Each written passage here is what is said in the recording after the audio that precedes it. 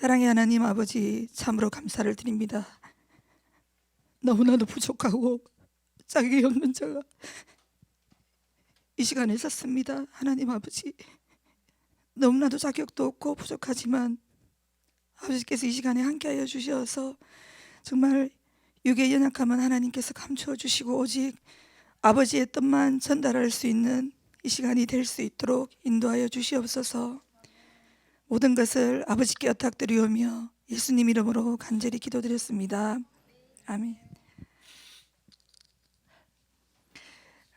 저는 모태신앙이라 어릴 때부터 의무적으로 주일이 되면 가족들이 다 같이 교회를 다녔습니다.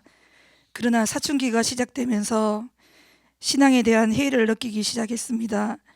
삼시세끼 밥 먹는 것처럼 때 되면 그냥 가는 정도였기에 교회에 가도 말씀에 대한 감동도 없었고 그냥 밍숭밍숭했습니다. 그러다가 이모의 권유로 부산에 있는 전문대 유아교육과에 들어가게 되었고, 교회를 안 가면 왠지 찝찝함 때문에 아침 7시에 드리는 예배를 후딱 드리고 자유롭게 저 하고 싶은 것 하면서 지냈습니다. 첫 직장도 교회 사모님이 운영하시는 부설 유치원에 취직을 했습니다. 하지만 영리 목적으로 운영을 하셨기에 신앙적인 면으로 좋은 영향이나 자극은 받지 못했습니다. 그러다가 어머니가 다니시던 이늘 기도원에서 제 나이 30살에 현재 남편을 만나 결혼을 하게 되었습니다. 당시 시어머님은 기도원 원장님이셨고 저는 아무런 사명감 없이 결혼과 동시에 자동으로 사모의 길을 가게 되었습니다. 시집 올 당시 저희 시어머니는 많은 환자들과 과정에 환란 맞은 자들을 끌어안고 사셨으며 틈틈이 주변의 공고한 자들을 찾아가 위로하고 물질로도 많은 도움을 주셨던 분이셨습니다. 그래서 믿음이 없는 제가 보기에도 우리 어머니는 참 특별하신 분이다 생각하며 또한 따르고 존경하게 되었습니다. 하지만 해가 갈수록 저희 시어머님은 영혼을 살리는 일보다는 농사일에 중점을 두셨고 며느리인 저에게도 뭐 먹고 살래? 55세까지 바짝 일해야 노년이 편하다고 하셨습니다.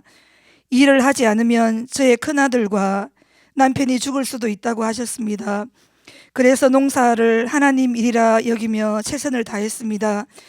그런 중에 저는 아이를 2번이나 잃는 아픔도 겪었습니다. 그래서 항상 가족들이 나로 말미암아 죽을 수도 있다는 두려움을 갖고 살았으며 시어머니의 한마디가 하나님의 말씀이다 생각하며 무엇을 시키시더라도 순종했습니다. 때로는 새벽에도 부르셨고 겨울이 되면 농사지은 사과를 싣고 대도시를 다니며 사과를 팔았습니다. 저는 제가 정말 하나님 쪽에 열심히 일하는 사람이다라는 착각 속에서 살았습니다.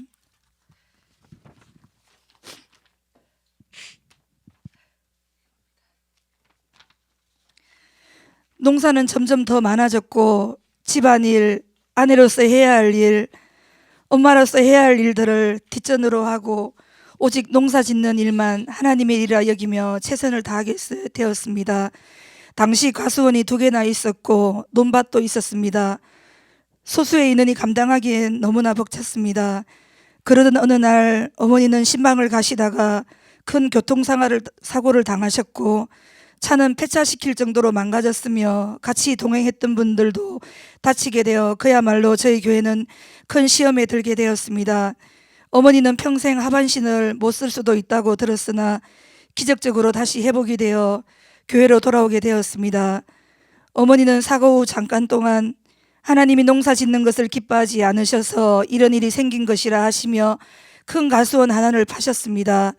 하지만 그런 깨달음도 잠시 어머님은 다시 목사님, 전도사님, 저와 청년들을 데리고 더 열심히 농사일에 매진하셨고 항상 밤이 다 되어서야 집으로 들어가게 되었습니다.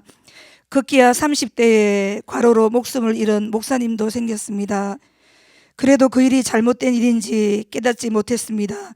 오히려 우리도 죽을까 하여 더 열심히 일을 했습니다.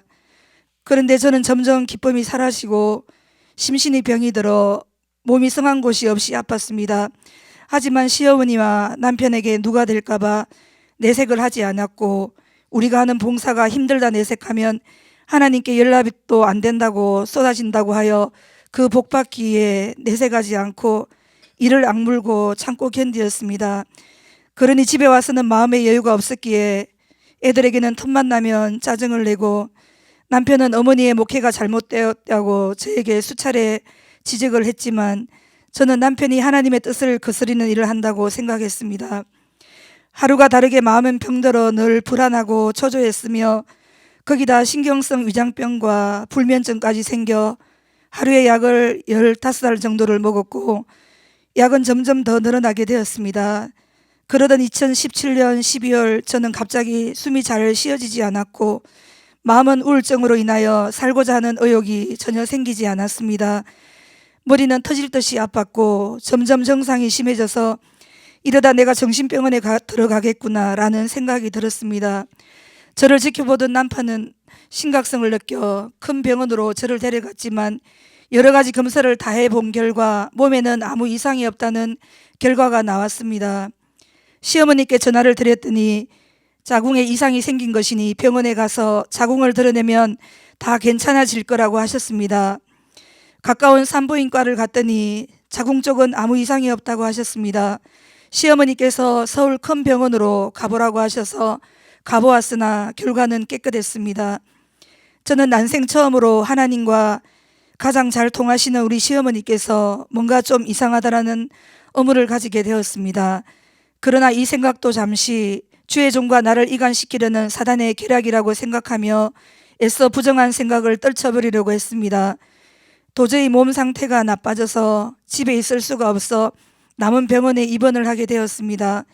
아무것도 먹을 수 없었고 약조차도 먹을 수 없어서 저는 차라리 죽는 게 낫겠다 생각하며 자포자기하는 마음으로 하루하루를 보내게 되었습니다. 그러던 어느 날 젊은 여자분들이 제 침대로 찾아와 말을 건넸습니다. 그중 한 분이 정혜진 목사님이셨고 하나님의 감동이 있어서 저를 만나게 되었다고 말씀하셨습니다. 목사님은 전도지를 건네시며 저 같은 사람들이 임마누엘 교회에 와서 치료받고 정상적인 삶을 살게 된 분이 많다고 믿져봐야 본전이니 한번 와보라고 권하시고 가셨습니다. 당시 저희 시어머니를 통해 다른 교회에 가면 큰일 난다고 늘 들었었기에 저는 좀 주저했습니다.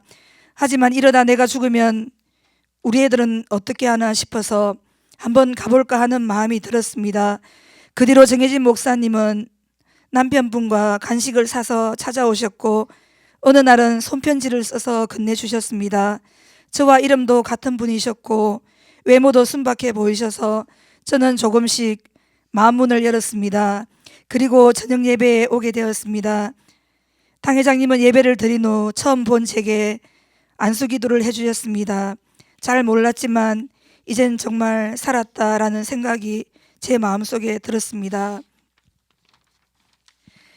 당 회장님은 가만히 제 가슴에 손을 얹고 기도해 주셨습니다.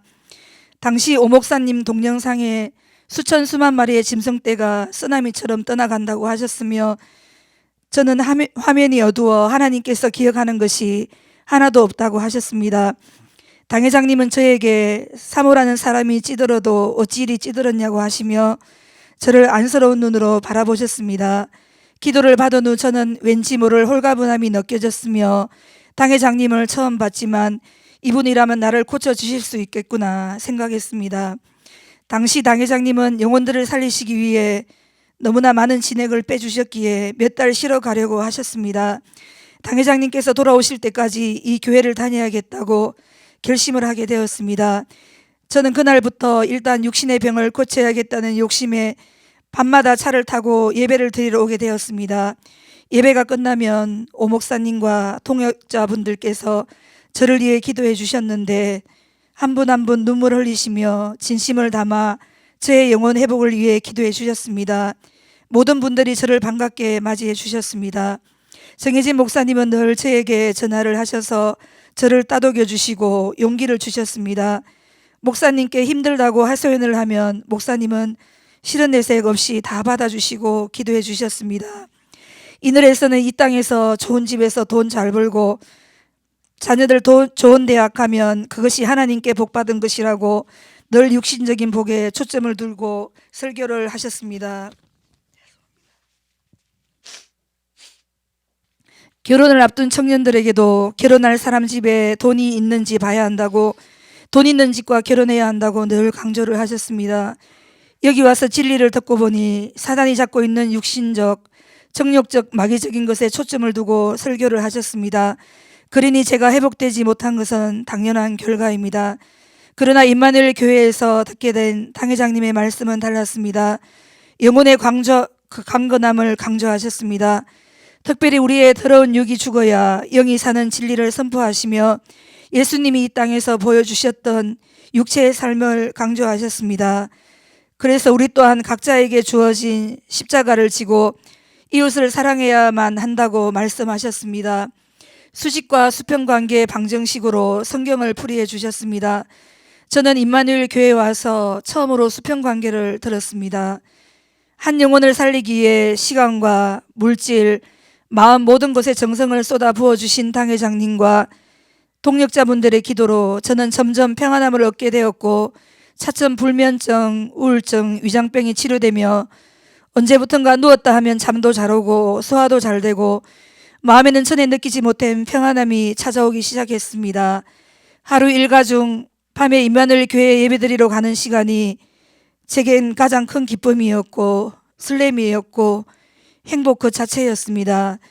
이 회복은 저를 통해 자녀에게도 이어졌습니다. 어둡고 칙칙했던 저희 아이들도 변화되었습니다. 특히 막내 준하는 언어 치료를 6살부터 시작했는데 10살이 되도록 엄마 아빠 정도밖에 말을 못했습니다. 당회장님을 만난 이후로 문장으로도 말을 하게 됐고 이제는 의사표현이 다 됩니다.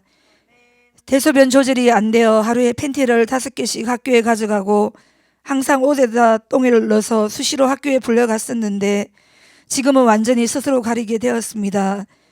장애인 전담 선생님도 계셨는데 올 초에 준하 심사하러 오신 분이 준하 상태가 너무 좋아져 올해부터는 장애인 전담 선생님 지원이 필요 없다고 판정하셨습니다.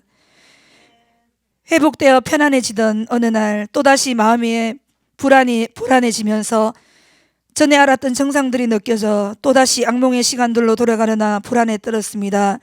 정혜진 목사님께 전화를 드렸더니 목사님은 저에게 하나님께 받은 은혜를 남편 목사님과 그곳 성도들에게 전하기를 원하십니다.